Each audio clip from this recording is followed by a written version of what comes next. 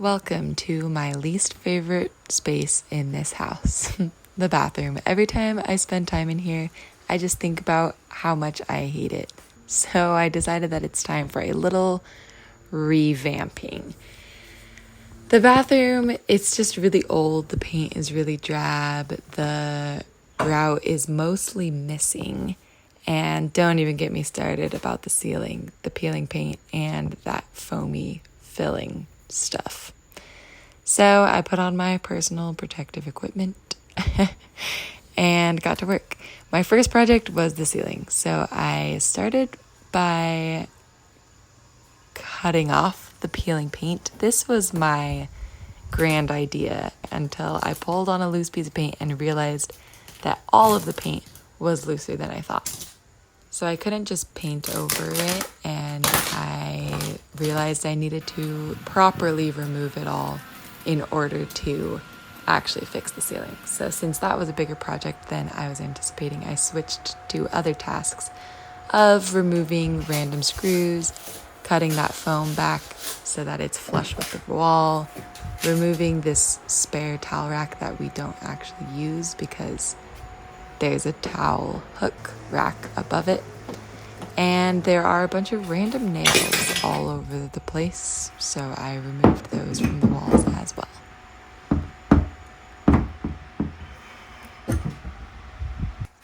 And then I went back to work on the ceiling. So I peeled off all the paint that came off easily, and then I switched over to sanding. But since I was sanding by hand, I wasn't really removing anything, and I was getting exhausted. So I decided to take a break and come back later. I'm back. I took a little break to go surfing and to pick up this little guy from a friend so that the sanding goes quicker. And I will be switching now to goggles. Wish me luck. You know the project is serious when I switch out my sunglasses for my snorkel mask.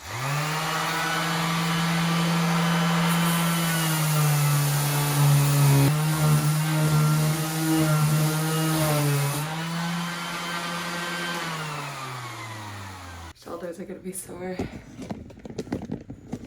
I ended up doing a combination of scraping and sanding, and that seemed to be the most effective. But while I'm here, I'm also going to tell you a little bit about my living situation because this is a rental, but it is a very unique rental situation where the house is very old. The homeowners don't actually care about the house, and so they will not be doing any repair projects. And my rent is really cheap, so I don't actually mind putting in a little bit of my time and money into making my space a little more pleasing to live in. So this project I am keeping it under $100. I'm not sure the exact cost of the project because some of my tools and other materials that I used I had just lying around, so I don't remember what those costs were. But in general, it's a pretty small project in comparison to what I probably would do if I actually owned this bathroom. So after I finished the demoing, I cleaned everything up and sprayed the exposed wood with a cleaning solution because I felt like there were probably some mold spores in there. This is what the bathroom's looking like at the end of day 1, and I set it out to air out for the night. Day 2, here we go. I am covering up this foam stuff with some wood. And I decided that since I had this little thin wood lying around, I was also going to add a little baseboard to my sink vanity because I think that it would look nice, so why not?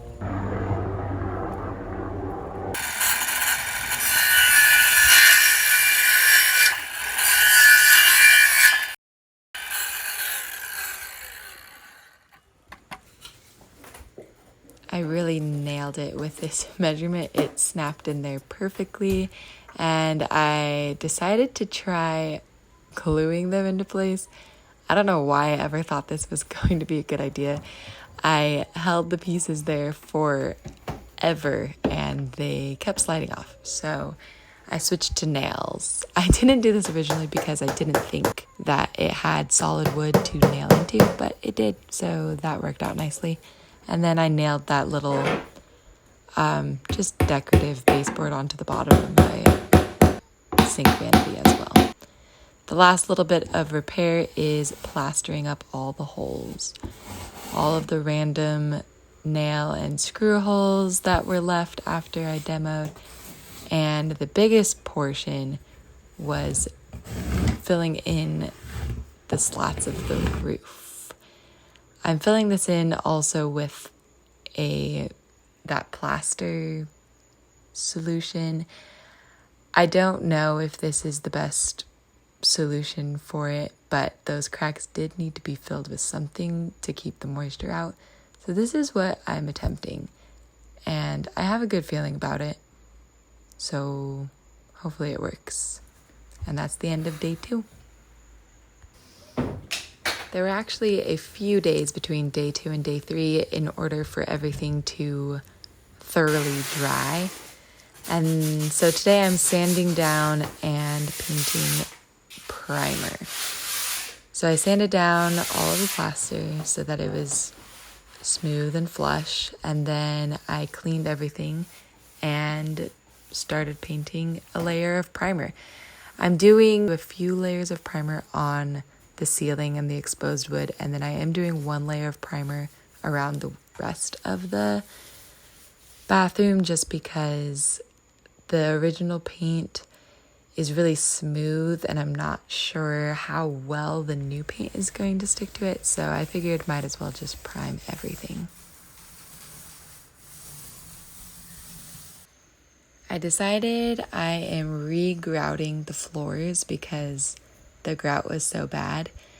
I'm using this little grout saw that I picked up at Home Depot, and everything that I read and watched online said that it is a super easy project, so I was anticipating it to be easier than it was. It did definitely take a lot of time and energy to get that old grout out of there, but once I got into rhythm, it did go, I guess, fairly easy.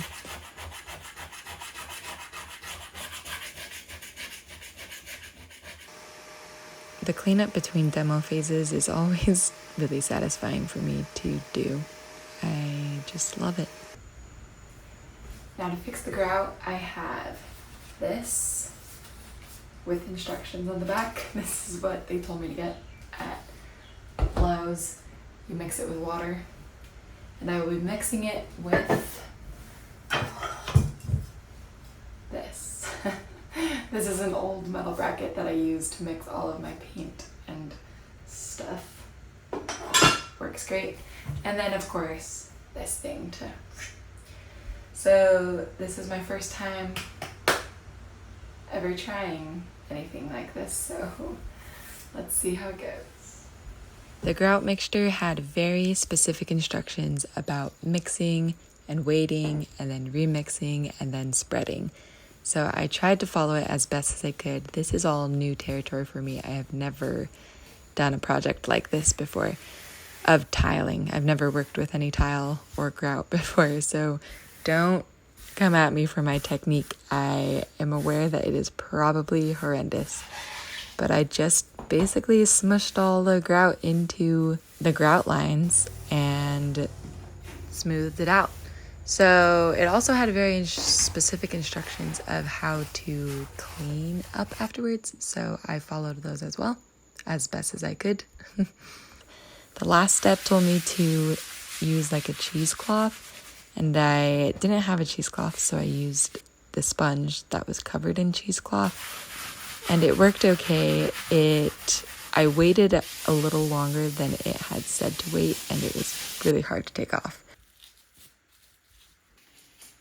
Now on to the best step of all, choosing a paint color. Well, not the best step one of the hardest steps. I wasn't sure what kind of vibe I was wanting to go for, but I knew I wanted something, a deep color, because it was such a small space. Why not? I ended up choosing between those two. I'm in my holy paint shirt and ready for my favorite part of the project. However, I must admit, I did a dumb thing and for some reason thought that it would be a good idea to just get 1 quart of paint for this bathroom. And the paint guy didn't stop me. So I guess we'll see how far this takes me. But the color I ended up choosing is called Vermilion.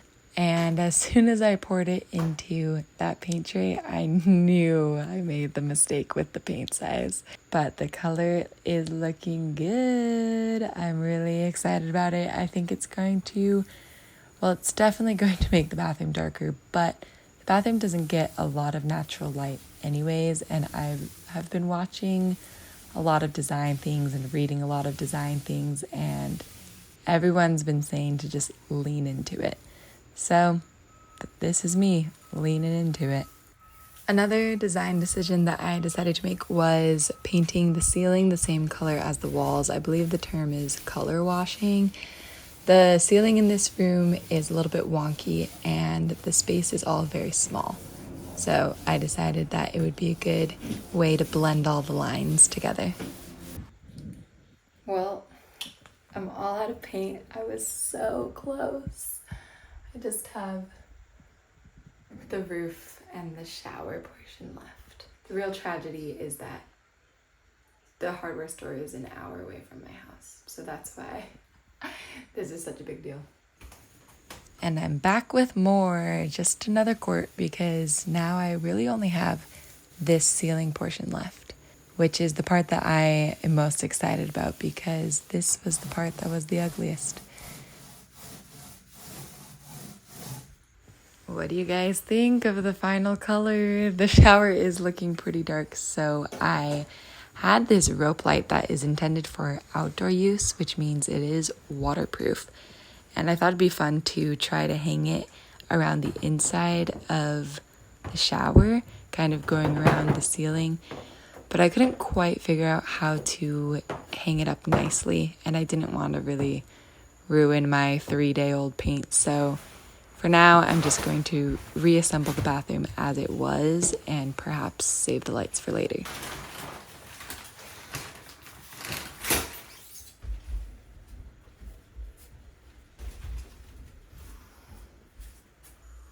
And conveniently enough, my neighbors had a garage sale and were getting rid of this fish hook. So I decided that would be the perfect towel hook for this space.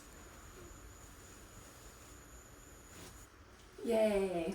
And I do think that this color looks pretty good with this. I have to choose my accent color. I haven't decided yet. Still up in the air. I've made enough design decisions for this room as of this week. So, gonna pause and live in it for a little bit, and then I want to get a new shower curtain, a new rug, shower rug, and hopefully a good poster or art piece on this giant blank wall by the toilet. But yeah, for now I'm pretty stoked on it, so it looks cool, it looks fun.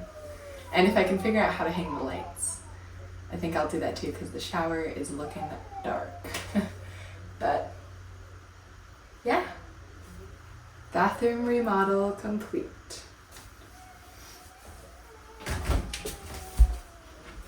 I'll give you one final run through because we love a before and after. So here's the before when everything was ugly and crumbling. And here is the after. I am super happy about the way it turned out. My roommate says that he loves it too. All my other friends are pretty much split in half of whether or not they like it. I painted the ceiling, which that was mostly the dividing point between my friends of whether or not the ceiling and the color were a good choice. So let me know your vote. And thanks for joining me while I redid my bathroom, while I gave my bathroom a facelift.